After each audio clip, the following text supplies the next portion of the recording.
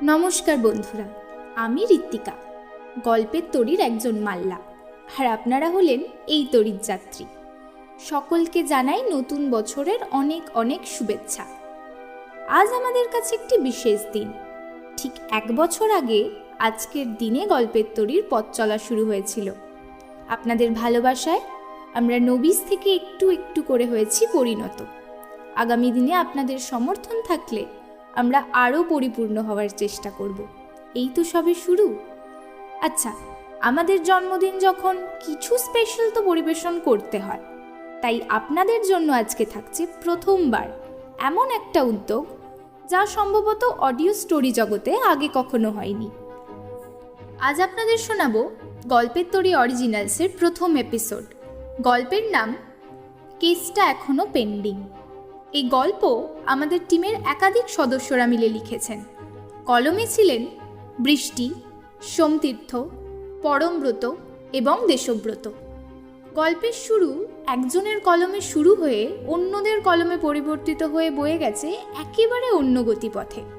ফলে গল্প যদি আপনাকে শুনতে হয় তবে হতে হবে কঠোরভাবে প্রাপ্তবয়স্ক।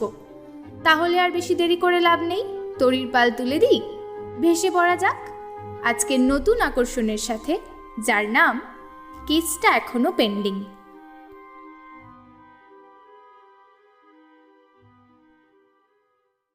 তানির বয়স তখন মাত্র 16। সবে যৌবনকাল অনুভব করতে শিখছে তানিশা। ওর স্কুলের অনেক ছেলেই কথা বলতে চাইতো, দেখতে চাইতো তাকে, কিন্তু তানির সেদিকে কোনো মাথা ব্যথা নেই। সে চলে তার নিজের খেয়ালে। Hello Tanishka. Hi Tanishka, what's up? Not interested. তানি 10ম শ্রেণীতে পড়ে। প্রথম বোর্ড পরীক্ষার চাপের পাশাপাশি তার শরীরে বসন্তের ছোঁয়া। মন যতই চাক না কেন পড়াশোনাতে মন দেবে, শরীরের এক নতুন অদ্ভুত আমেজ যেন মনকে নাচিয়ে তোলে। সে দেখে যে তার আশেপাশের বন্ধুরা কেমন মিষ্টিভাবে প্রেম করছে, ঘুরে বেড়াচ্ছে। ইচ্ছে যে তার হয় না তা নয়, কিন্তু যতই হোক সম্ভ্রান্ত পরিবারের রক্ত বইছে শরীরে। হঠাৎ করে কৌতূহল বশত একটা ভুল করে ফেলতে বুক কেঁপে ওঠে। আর সত্যি বলতে কি, ইতিমধ্যেই অনেকগুলো প্রেমের প্রস্তাব পেয়ে গেছে সে। দেখতে তো সে আর কোনো অংশে কম নয় কারো থেকে। দু এক কথায় বর্ণনা করার মতো সাধারণ সৌন্দর্যও তার নয়। লম্বা গড়ন, লম্বা গোল গোল নিটোল হাত, সুন্দর গোল মুখ, আর মুখের ভেতর মিষ্টি দুটো গজদাঁত। তার সেই মোহময়ী হাসিতে দাঁতগুলো উঁকি মেরে তার সৌন্দর্য কয়েক গুণ বাড়িয়ে তোলে। কোমর অব্দি সুন্দর কালো চুলে কত প্রেমিক যে মন হারিয়েছে তার ইয়ত্তা নেই। কিন্তু কারোর প্রেমের প্রস্তাবেই হ্যাঁ বলেনি সে। ঠিক করে যা করবে তা মাধ্যমিকের পর। আস্তে আস্তে নতুন ক্লাস শুরু হলো। মাধ্যমিকের জন্য তৈরি হতে অনেকগুলো কোচিং সেন্টারে ভর্তি হতে হলো। এমনই এক কোচিং সেন্টারে এলো একটা ছেলে। একদিন এসেই বলল, এই পাশরা বসবো। অবাক হয়ে গেল তানি। মনে মনে বলল, বাবা, এত অ্যাটিটিউড কিসে? অভদ্র কোথাকার। যাই হোক, ক্লাস শেষের আগে হয়ে গেল আর এক বিপদ, লোডশেডিং। কিছু সময় পর তানির পাশে বসা সেই ছেলেটা হেসে বলে উঠল, এত বড় হয়েও ভয় পাস অন্ধকারে? আরও অবাক হলো তানি। সব তো অন্ধকার, তাহলে দেখলো কি করে ছেলেটা আমার মুখ, যে আমি ভয় পাই? কোনো কিছু না ভেবে জিজ্ঞেস করলো, Why are you saying like this? I am not scared. মানে আর বলতে বলতে কেঁপে গেল গলাটা। ছেলেটা কোনো উত্তর দিল না। সেদিন রাতে ঘুম এলো না তানির। বারবার মনে পড়ছে ছেলেটার কথা। কি যেন একটা ব্যাপার আছে ওর মধ্যে। সব ছেলেই যেন তার সাথে কথা বলার জন্যে মুখিয়ে থাকে সব সময়। তার সাথে কথা বলতে আসলেই সবার চাঞ্চল্য যেন বেড়ে যায়। কিন্তু এই ছেলেটা, সে আলাদা। তার মধ্যেই যেন উল্টে একটা টান আছে, একটা মায়া আছে। সে তানির সাথে কথা বলার জন্য ততটা ব্যগ্র নয় যতটা অন্যান্য ছেলেরা সাধারণত হয়ে থাকে। তানি তার প্রতি এক অদ্ভুত মায়া মিশ্রিত আকর্ষণ অনুভব করে। যত দিন যেতে থাকলো কেমন যেন অদ্ভুতভাবে ছেলেটার প্রতি আকৃষ্ট হতে থাকলো তানি। ছেলেটার বিষয়ে খোঁজ নিয়েছে সে। ওর নাম রুদ্র। ছেলেটা নাকি পাশের স্কুলে কদিন হলো এসেছে। আগে অন্য কোথাও পড়াশোনা করত, কিছু সমস্যার কারণে ওই স্কুলে ট্রান্সফার নেওয়া। ওর কোনো বন্ধু বান্ধবকেও সেভাবে নজরে পড়েনি কোনোদিন। তবে তানি কোনো না কোনো অজুহাতে লেট করে ব্যাচে আসতে লাগলো, যাতে রুদ্রর পাশে বসতে পারে। এরই মধ্যে একদিন আরও ভালো সুযোগ এলো। রুদ্র তাকে সোশ্যাল মিডিয়াতে মেসেজ করলো। বলছিলাম, তোর একটা বান্ধবীর খাতা আমার কাছে আছে, তার নম্বর বা যোগাযোগের উপায় নেই। তুই কি খাতাটা নিয়ে তাকে দিয়ে দিতে পারবি? কিছু না ভেবেই তানি বলল, হ্যাঁ, অবশ্যই। কোথায় দিবি বল? সেই প্রথমবার স্কুল শেষ হওয়ার আগেই স্কুল থেকে পালালো তানি, আর ছেলেটাও তার স্কুল থেকে। ব্যাচের বাইরে এই প্রথম তাদের অন্য কোথাও দেখা। এ এক অদ্ভুত উত্তেজনা। দুজনেই চুপচাপ দাঁড়িয়ে আছে একটা বাস স্ট্যান্ডে, একটু দূরে দূরে, যাতে কেউ দেখে না নেয়। তানি আস্তে আস্তে বলল, দে খাতাটা। কোনো খাতা তো আনিনি। বলল ছেলেটা। তানি বুঝে গেল কেন তাকে এভাবে ডাকা হয়েছে। তারপর আর বেশি সময় লাগলো না তানি আর রুদ্রর প্রেমের সম্পর্ক শুরু হতে। কোনো কথা ছাড়াই কেমনভাবে যেন তাদের একটা মিষ্টি সম্পর্ক গজিয়ে ওঠে। কাউকে একে অপরকে আলাদা করে কোনো কথা দিতে হয়নি, যেন এমনি একে অপরের প্রতি এক প্রকার অধিকার ও না বলা এক বন্ধন সৃষ্টি হয়েছে। এরপর সবার চোখের আড়ালে চলতে লাগলো তাদের প্রেম। চিঠি লিখে আনলাম তোর জন্য, পড়ে দেখিস। আসলে ওসব অনলাইনের প্রেমে আমার ঠিক পোষায় না। বেশ, তাহলে আমাদের প্রেম না হয় আলাদাই থাকুক সবার থেকে।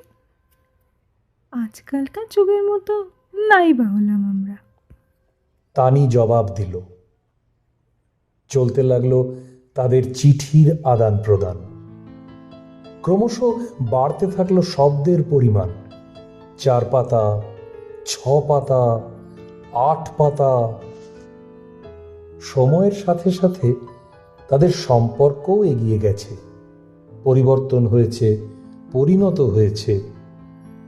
তাদের এই কোচিং পালানো বা স্কুল পালানো প্রেম অনেক দূর এগিয়ে এসেছে।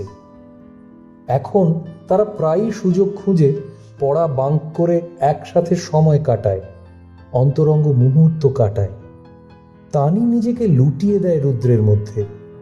তবে রুদ্রের মধ্যে যেন এক প্রকার উড়ো উড়ো ভাব। ঠোঁটে ঠোঁট মিশিয়ে দিলেও তানি রুদ্রের মধ্যে যেন কোনো বিচলন টের পায় না। একদিন এক চিঠিতে লেখা শব্দগুলো পড়ে বেশ অবাক হয় তানি। তুই কি আদৌ চিনিস আমায়? আমি যে, তুই কি তাকেই ভালোবাসিস? পরে ঠকে যাবি না তো? কেমন একটা ভয়ের শিহরণ বয়ে যায় তানির শরীরে। বাধ্য হয়ে পরের দিনই ডেকে পাঠায় রুদ্রকে। কি লিখেছিস তুই এসব? কি এসব? এই তুই কি বলতে চাইলি? এইসবের মানে কি? প্রশ্নের পর প্রশ্ন করতে থাকে তানি। রুদ্র চিঠিটার দিকে অবাক হয়ে চেয়ে থাকে, বিড়বিড় করে বলে, হ্যাঁ, তো আমারই হাতের লেখা, কিন্তু আমি তো এসব লিখিনি। কখন লিখলাম? এতে আরো অবাক হয়ে যায় তানি। আস্তে আস্তে যত দিন যায় রুদ্র বদলাতে থাকে। কিছু জিজ্ঞাসা করলে বলে, স্যাটার্ন মানিস? প্রথম দিকে ভয় পেয়ে এড়িয়ে যায় তানি দু একবার, কিন্তু তার জানা দরকার রুদ্র কেন এভাবে দূরে সরে যাচ্ছে তার থেকে। একদিন মনে জোর এনে জানতে চায়, তুই আমাকে বল, কি এই স্যাটার্ন? কি এসব? কেন এরকম হয়ে যাচ্ছিস? চেহারার কি হাল করেছিস? রুদ্র নিজের মনেই বলে ওঠে, সবচেয়ে শক্তিশালী সে, তুই যা চাইবি তাই পাবি, কিন্তু তার জন্য তোকে কিছু স্যাক্রিফাইস করতে হবে। যদি তুই তোর কিছু প্রিয় ত্যাগ করিস তবেই তুই তাকে পাবি। বলেই কি যেন একটা আঁকতে থাকে মাটিতে নিজের আঙুল দিয়ে। আর যদি না করিস? ধ্বংস হয়ে যাবি তুই। চোখ লাল হয়ে যায় রুদ্রর রাগে। ভয়েতে কেঁপে উঠল তানি। তবে দিনের পর দিন এভাবে রুদ্রর শেষ হয়ে যাওয়া মেনে নিতে পারছিল না তানি। তাই একদিন বলেই বসল, আমিও মানব স্যাটার্নকে, আমারও চাই কিছু। এরপর রুদ্রর বলা পদ্ধতিতে চাইতে থাকে তানি। চাই রুদ্র শরীরের উন্নতি, শুধু ওর শরীরের উন্নতি। ও তাড়াতাড়ি সুস্থ হয়ে উঠুক। দিন রাত চাইতে থাকে সে। তানি রুদ্রের মধ্যে সেই প্রাণবন্ত ব্যক্তিটিকে জাগিয়ে তোলার চেষ্টা করে যাকে সে প্রথমে চিনেছিল। কিন্তু সময়ের সাথে সাথে সেই প্রথম দিনের রুদ্রকে যেন হারিয়ে ফেলছে তানি। সে তা বুঝতে পেরেই স্যাটানের কাছ থেকে কিছু চাইবে বলে ঠিক করেছে। সে এখনো বুঝে ওঠেনি যে সে আসলে কি চায়, তা সে কিভাবে পাবে, বা তার জন্য তাকে তার কি প্রিয় জিনিসের বলিদান দিতে হবে সেই ব্যাপারে তার এখনো কোনো ধারণা নেই। এই ব্যাপারে রুদ্রও কোনো কথা বলে না বিশেষ। সব সময় যেন একরকম আনমনা হয়ে থাকে। সে রুদ্রের কথা মতো মনে প্রাণে ডাকতে থাকে স্যাটানকে। রুদ্রর বাইরে আর সব কিছু যেন শূন্য মনে হয় ওর। কেমন নেগেটিভ এনার্জি অনুভব করে তানি আজকাল। মাথা ভোঁ ভোঁ করে। এই ভয়াবহ পরিবেশ থেকে বেরোনোর কি কোনো রাস্তা আছে?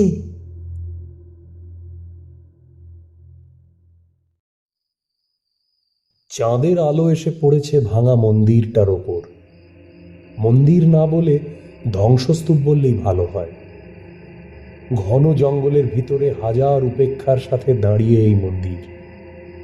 মন্দিরের গা বেয়ে বড় বড় লতা পাক খেতে খেতে অন্ধকারে মিশে গেছে। দূরে কোথাও শেয়াল ডাকছে। মন্দিরের হাত দশেকের মধ্যে একটা কুয়ো। একটা করুণ কিন্তু ভীষণ আকর্ষণীয় বাঁশির শব্দ ভেসে আসছে কুয়োটার ভিতর থেকে। দক্ষিণী শীতল হাওয়া বয়ে চলেছে জঙ্গলের ভিতর। কুয়োটার দিকে আস্তে আস্তে মন্ত্রমুগ্ধের মতো এগিয়ে চলেছে তানি। পিছনে মন্দিরটা যেন ওকে হাতছানি দিয়ে ডাকছে। কুয়োর ভিতর থেকে কেমন একটা ভীষণ মিষ্টি গন্ধ আসছে। একবার দেখতে ইচ্ছে করছে ভেতরটা। কুয়োটার কাছে আসতেই তানি বুঝতে পারল এটা কোনো স্বাভাবিক কুয়ো নয়। কুয়োর কানায় একটা হাড়ি কাঠ দেখেই বুকটা ঝনাত করে উঠল তানির। বাঁশির শব্দটা থেমে গেছে। তানি, তানি, আমি রুদ্র, নিচে নেমে আয়। রুদ্রর নরম গলার কণ্ঠস্বর কি মিষ্টি, কি মায়াবী। কিন্তু তানি লক্ষ্য করল হাঁড়ি কাঠ থেকে একটা সরু রক্তের ধারা নেমে আসছে। ভয়ে দুপা পিছিয়ে এলো তানি। কুয়োর ভিতর থেকে কিন্তু রুদ্রের কণ্ঠস্বর সমানে ভেসে আসছে। আয় তানি, নিচে আয়, নিচে স্যাটার্ন অপেক্ষা করছে। ভয়ে ঘামছে তানি। দেখলো একটা কালো অবয়ব কুয়ো থেকে উঠে আসছে।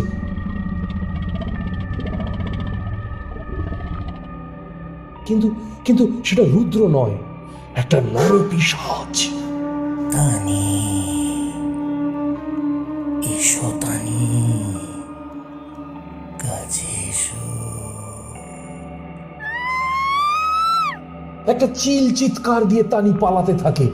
কিন্তু কিছুক্ষণের মধ্যেই তানি বুঝতে পারলো সে কঠিন এক পরিস্থিতির মধ্যে পড়তে চলেছে। পায়ের পাশে সাপের মতো হিস হিস শব্দ করে কয়েকটা লতা যেন ওর পা দুটোকে জড়িয়ে ধরেছে। অনেক কষ্ট করেও নিজেকে ছাড়াতে পারছে না তানি।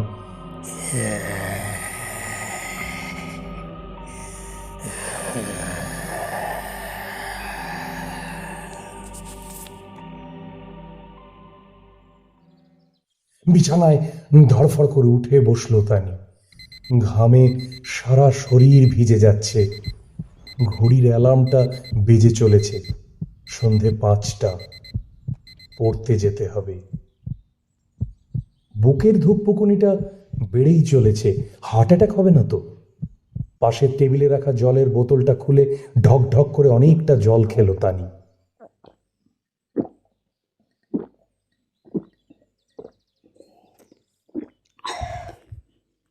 জানলার দিকে এগিয়ে যেতেই দেখলো দূরে ছাতিম গাছটার নিচে নীল সাইকেল নিয়ে রুদ্র অপেক্ষা করছে। শহরতলির দিকের রাস্তাটা একটা ফিডার ক্যানেলের দিকে চলে যায়। কিছুটা গেলেই একটা ছোট ব্রিজ পড়ে। সেটা ক্রস করে কিছুটা এগোলেই একটা পোড়ো বাগান বাড়ি আছে। জায়গাটা একদম নির্জন। বাগান নেই, কয়েকটা ঝোপঝাড় আছে। অনেক পুরনো একটা বসার বেদি আছে। রুদ্র আর তানি প্রায় প্রতিদিনই পড়ার ক্লাস কামাই করে আর এই নিরিবিলি জায়গাটায় চলে আসে। একসাথে আসে না, আলাদা আলাদা। আগে আগে সাইকেল চালাতে থাকে রুদ্র, তানি ফলো করে।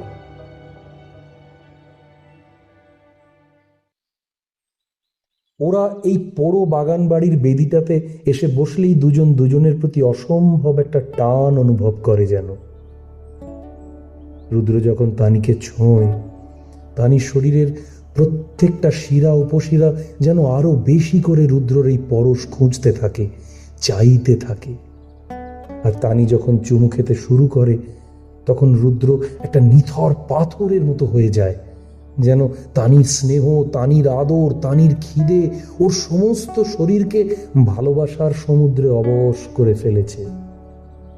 নেশার মতো যেন মৃত্যুবরণ করতে চায় সর্বস্ব দিয়ে। তানির মনে হয় বেদিটার একটা ব্যাপার আছে।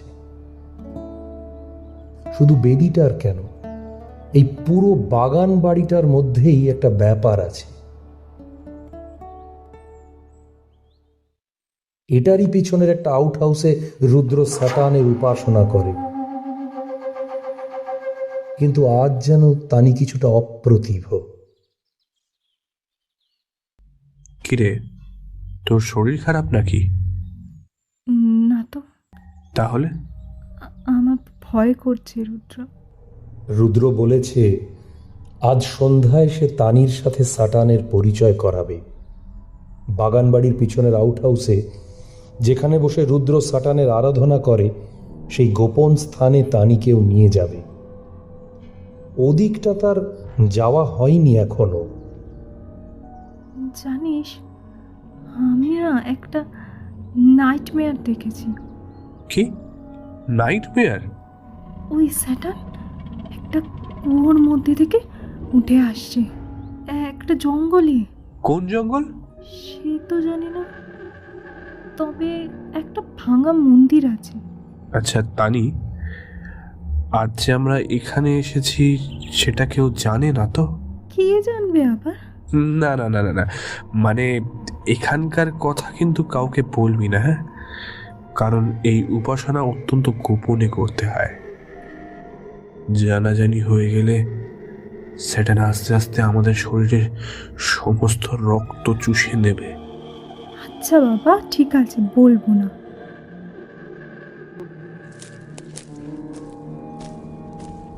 ওরা আস্তে আস্তে আউট হাউসটার দিকে এগোতে থাকে। বিকেলের আলো কমে আসছে।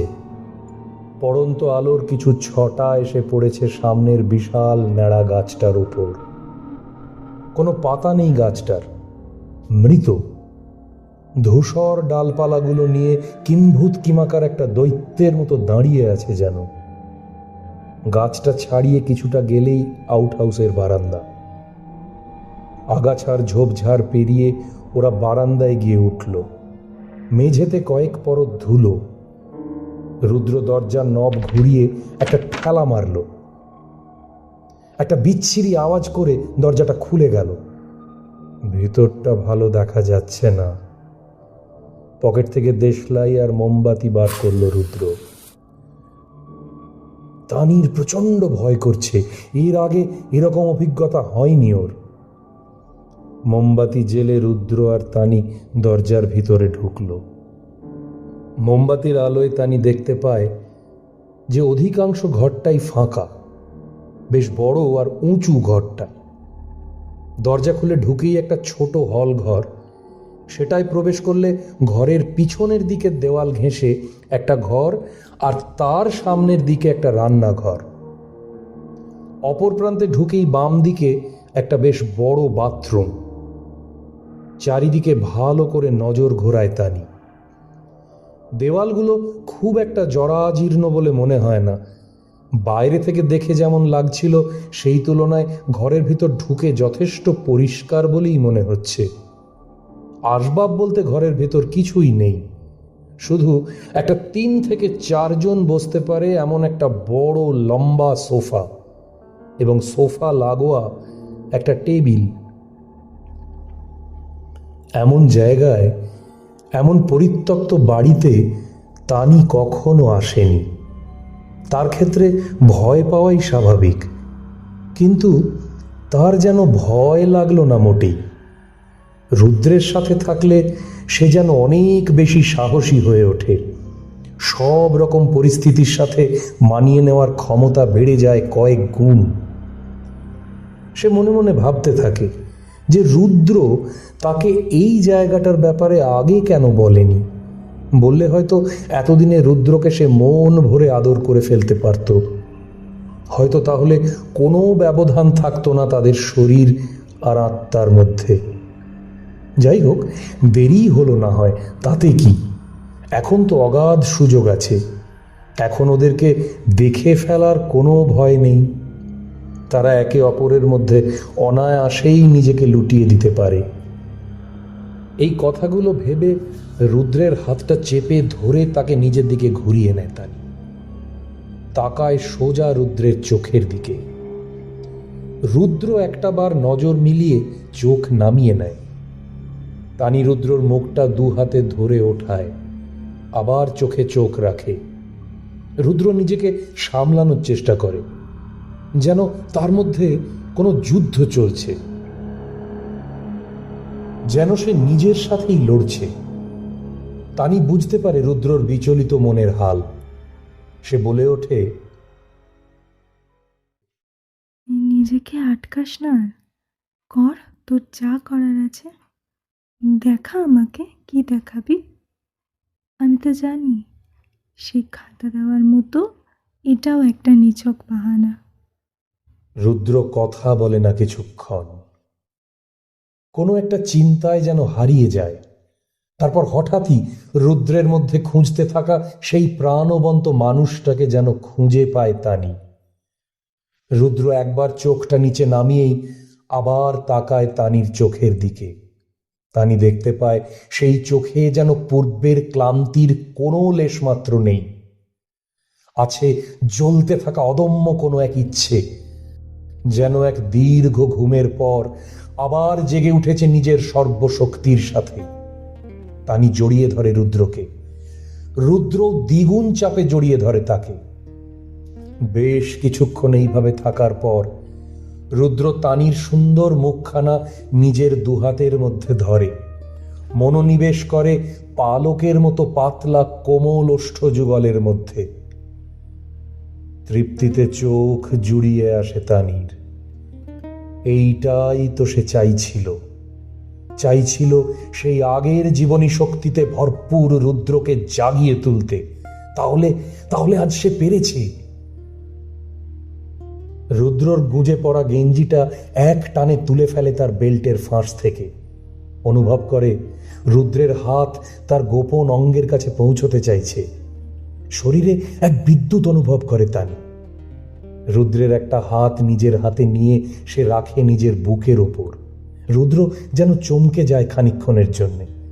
পর মুহূর্তেই আরো বেশি দামালপনার সাথে শারীরিক মাদকতার একটা স্বাদ উপভোগ করতে থাকে। কিছুক্ষণ পরেই তারা গিয়ে পড়ে সোফার ওপর। ক্রমেই একে অপরকে বিবস্ত্র করে তারা। এতটা তাড়াতাড়ি হয়তো তানি আশা করেনি, কিন্তু তাও সে কোনো কিছুতেই বাধা দেয় না। এইসবের কোনো অভিজ্ঞতা তানির কোনো দিনই ছিল না।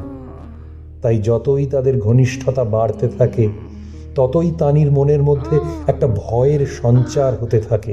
কৌতূহল উবে গিয়ে যেন একটা ভয় চেপে বসে তানির মধ্যে। তারপর আসে সেই মুহূর্ত যেখানে শারীরিক ঘনিষ্ঠতা তার পরিণতির দিকে অগ্রসর হয়। তানি ভেবেছিল যে রুদ্র হয়তো বুঝবে যে এইটা তানির প্রথমবার, তাই হয়তো সে একটু যত্ন সহকারে বিষয়টাকে গুরুত্ব দেবে। কিন্তু কোথায় যত্ন, কোথায় আদর? যেটাকে একটু আগে অবধি জীবনের উচ্ছ্বাস, উপচে পড়া প্রাণোচ্ছলতা বলে মনে হচ্ছিল, সেইটাই এখন নরকের কোনো পাষাণের অনেক দিন পরের মুক্ত হয়ে তার স্বাধীনতা ভোগের কায়দা বলে মনে হচ্ছে। তানি চিৎকার করে ওঠে, বলে, রুদ্র, আমার লাগছে। আস্তে রুদ্র, আস্তে। কিন্তু কে কার কথা শোনে? রুদ্র চালিয়ে গেল তার অমানসিক যৌন সঙ্গম। এক সময় থেমে যায় রুদ্র। ততক্ষণে তানির মধ্যে আর শক্তি বাকি নেই। একটা পুতুলের মতো পড়ে আছে, শুধু দু হাত দিয়ে নিজের মুখ চেপে, যাতে রুদ্র নিজের দামালপনা শেষ করে উঠতে পারে। কিন্তু তার ধারণার অনেক আগেই থেমে গেল রুদ্র। তাই তানি অবাক হয়ে চোখ মেলে চেয়ে দেখে। রুদ্রকে দেখে তার যেন পিলে চমকে যায়। রুদ্রকে দেখায় ঠিক একটা শয়তানের মতো, যেন মনুষ্যত্বের কোনো ছাপ নেই তাতে। তানি দেখে রুদ্র পাশের টেবিলে রাখা একটা ব্যাগ থেকে একটা সাদা কাপড় বের করল। করে তানির যৌনাঙ্গ থেকে চুইয়ে পড়া রক্ত মুছে নিল সেই কাপড়টায়। দেখতে দেখতে সাদা কাপড়টা লাল হয়ে উঠল। রুদ্রকে দেখে মনে হলো যে তার এখনো যৌন মিলন সম্পূর্ণ হয়নি। তবু সে কিন্তু আর তা চালিয়ে গেল না। সাদা কাপড়টাকে রক্তে ভিজিয়ে সে উঠে পড়ল। নিজের জামা কাপড় পরে নিল, যেন সেইটাই উদ্দেশ্য ছিল তার। তানি সেই সোফাতেই ব্যথায় কুঁকড়ে পড়ে থাকলো। ও আধ খোলা চোখে দেখতে পেল যে রুদ্র মেঝের উপরে রক্তে ভেজা কাপড়টা দিয়ে কি সব যেন আঁকছে। কিছুক্ষণের মধ্যেই রুদ্র যেন সমস্ত প্রাণ শক্তি শুষে নিয়েছে তানির মধ্যে থেকে। আধ খোলা চোখটা জোর করে খুলে রাখার শক্তিও হারিয়ে ফেলেছে তানি। অজ্ঞান হয়ে লুটিয়ে পড়ার আগে রুদ্রর অস্ফুট কণ্ঠ কানে এলো তার। বিড়বিড় করে প্রলাপ বকার মতো বকে চলেছে রুদ্র। প্রসাদ গ্রহণ করো প্রভু, প্রসাদ গ্রহণ করো। জ্ঞান হারালো তানি। কিচ্ছু আর মনে নেই তারপর। কতক্ষণ অজ্ঞান হয়েছিল জানা নেই, তবে যখন জ্ঞান ফিরল তখন বৈকালিক রোদ্দুর তার শেষ লালিমা নিয়ে অস্তাচলের পথে। সে কি, বাড়িতে যে চিন্তা করবে, অনেকটা দেরি হয়ে গেছে। তাড়াতাড়ি ওঠার চেষ্টা করে তানি, আর তখনই টের পায় দুর্বলতা। শরীর থেকে অনেকটা রক্ত ক্ষরিত হয়েছে। তাছাড়া প্রথম মিলনের ধকল, সাথে এমন মানসিক পরিস্থিতি শরীরের ওপর প্রভাব ফেলতে বাধ্য। তবে এতটা দুর্বল করে দেবে ভাবতে পারিনি। আশপাশ দেখার চেষ্টা করে তানি। রুদ্র, রুদ্র কোথায়? নজরে পড়ে না। খানিকক্ষণ আরো এদিক ওদিক নজর বোলায়। না, নেই। কোনো রকমে পাশে পড়ে থাকা পোশাকটা গলিয়ে শরীরটাকে টেনে হিঁচড়ে দরজার কাছে নিয়ে যায়, কিন্তু দরজার কাছে এসেই টের পায় বিপদটা। এ কি, দরজাটা যে বাইরে থেকে বন্ধ। জোরে আঘাত করে দরজায়। অত ভারী দরজার পাল্লায় খুব একটা প্রতিফলন ঘটাতে পারে না শব্দের। আশপাশে ঘুরে দু একটা ঘর নজরে পড়লেও সব কটারই দরজা বন্ধ। চিৎকার করে ওঠে তানি। দুর্বল শরীরের কণ্ঠ মোটা প্রাচীর ভেদ করে বহির্জগতে কারোর কানে পৌঁছানো সম্ভব নয়, এ কথা বুঝে একসময় হাল ছেড়ে দেয়।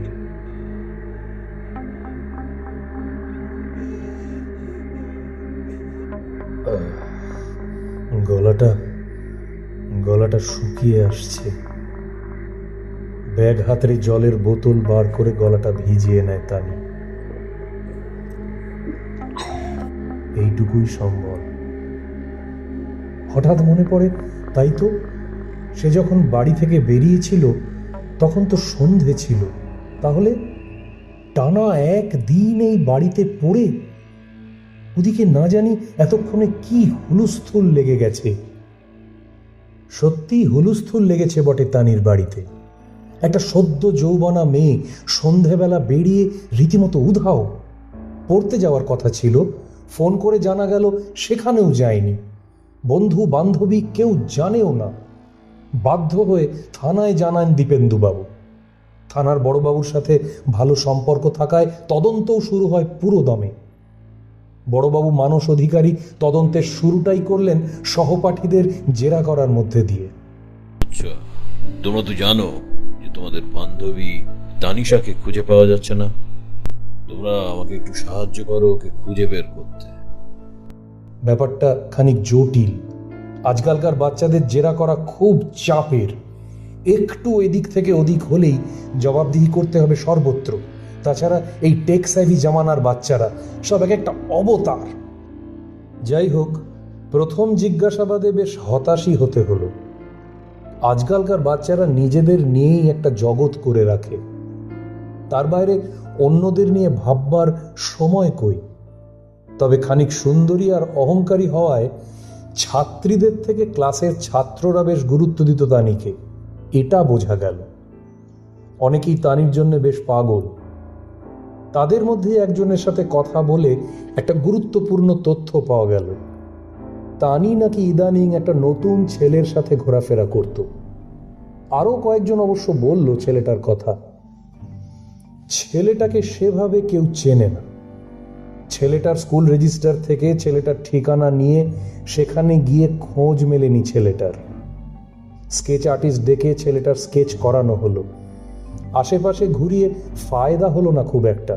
শুধু তানির সাথে ঘোরাঘুরি করতে দেখা যেত আর দুজনে এক কোচিংয়ে পড়তে যেত, এই বাদে কেউ তেমন কিছু বলতে পারল না। তানির বাড়ির থেকে কেউ অবশ্য তদন্তের কাজে লাগতে পারে এমন কোনো গুরুত্বপূর্ণ তথ্য দিতে পারেনি।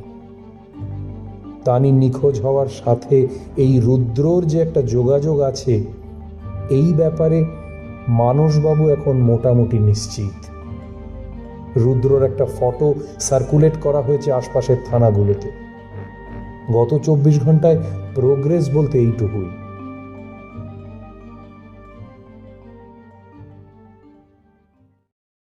ডিউটি থেকে ফিরে বিছানায় শরীরটা এলিয়ে দিতেই একটু তন্দ্রা মতো এসেছিল। হঠাৎ ঘুম ভাঙল ফোনের আওয়াজে। Sub inspector Maitra. হ্যাঁ স্যার, আপনি বলার পর পুরনো ফাইল ঘেঁটে আর খোঁজ খবর করে দেখলাম। বছর দেড়েক আগে এরকমই একটা ঘটনা ঘটেছিল। একটা মেয়েকে প্রেমের ফাঁদে ভুলিয়ে শয়তান সাধনার নামে এক পোড়ো বাড়িতে নিয়ে গিয়ে ধর্ষণ করে উধাও হয়ে যায়। 4 দিন বাদে এক পোড়ো বাড়ি থেকে মেয়েটির রক্তাক্ত মৃতদেহ উদ্ধার হয়, তবে ছেলেটার ট্রেস পাওয়া যায়নি। লাফিয়ে কোনো মতে গাড়িতে ওঠেন মানুষবাবু। এখনই খোঁজ করতে হবে আশেপাশে।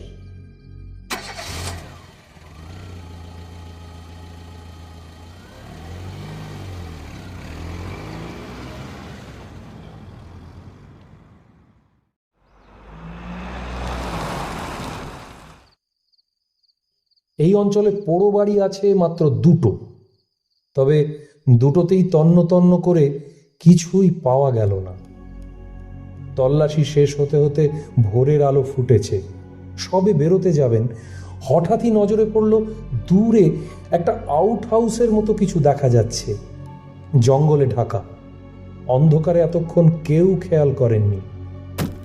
তালা ভেঙে ঢুকতেই অবাক হতে হলো। বাইরে থেকে যতটা অপরিচ্ছন্ন, ভেতরটা ততটাই পরিষ্কার, যেন এখানে নিয়মিত কারো যাতায়াত আছে।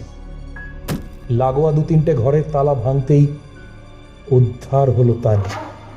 গায়ে তার প্রবল জ্বর, রক্তাক্ত শরীর, কিন্তু অনেক খুঁজেও অপরাধী বা অপরাধের সূত্র কোনোটাই পাওয়া গেল না।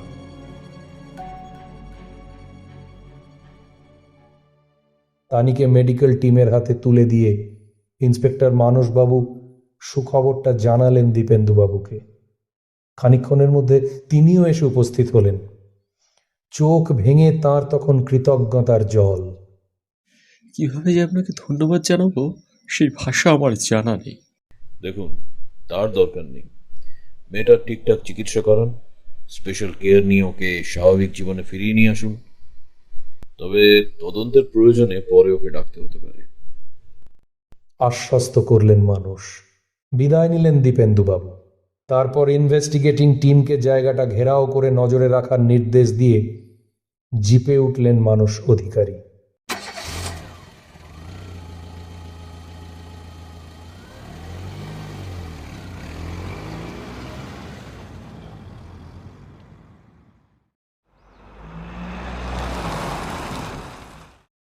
এখন কতগুলো প্রশ্ন তার মনকে বিভ্রান্ত করে তুলছে।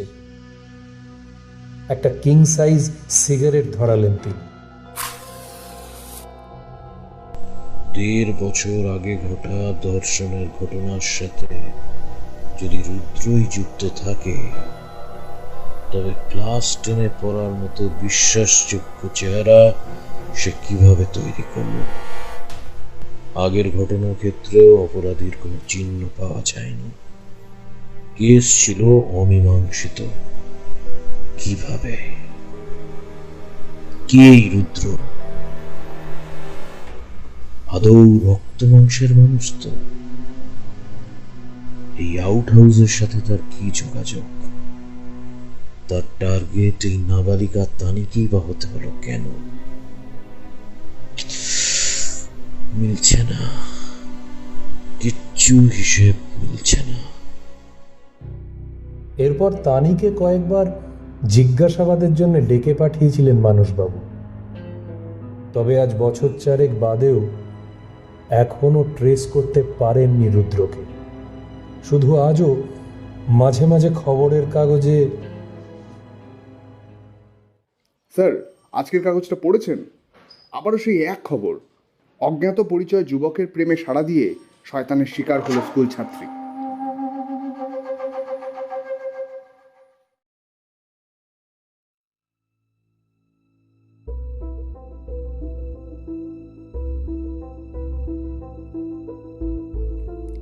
শুনছিলেন গল্পের তরী অরিজিনালসের প্রথম এপিসোড। কেসটা এখনও পেন্ডিং। কলমে বৃষ্টি, সোমতীর্থ, পরমব্রত এবং দেশব্রত। গল্প পাঠে পৃথ্বীরাজ চৌধুরী। অভিনয়ে তানিশা, বৃষ্টি, রুদ্র, সৌপর্ণ, ইন্সপেক্টর সোমতীর্থ, সাব ইন্সপেক্টর শুভদীপ, তানিশার বাবা দেশব্রত এবং অন্যান্য ভূমিকায় রাজদীপ, ময়ূখ এবং শুভরাজ। পরিচালনায় সৌপর্ণ, সহ নির্দেশনায় সোমতীর্থ, পোস্টার ডিজাইনিংয়ে কৃষ্ণেন্দু, আর সাউন্ড এডিটিংয়ে বিশ্বদীপ, আর গল্পের সূত্রধর আমি ঋত্বিকা। এবার বলুন, কেমন লাগলো আমাদের নতুন আয়োজন? মন ভরল কি? যদি আপনাদের এই উদ্যোগ পছন্দ হয় তবে গল্পের তরী অরিজিনালসের আরও এপিসোড আসবে, তাই কমেন্ট করে জানান আপনাদের কি ইচ্ছা, এবং গল্পটিকে সর্বাধিক শেয়ার করে পৌঁছে দিন আপনার পরিচিত মহলে। আর যদি এখনও আমাদের চ্যানেল সাবস্ক্রাইব না করা হয়ে থাকে তাহলে লাল রঙের বোতামটি টিপে গ্রে করে দিন। আজকের মতো এখানেই বিদায়, বাকি কথা পরে হবে। শুভরাত্রি।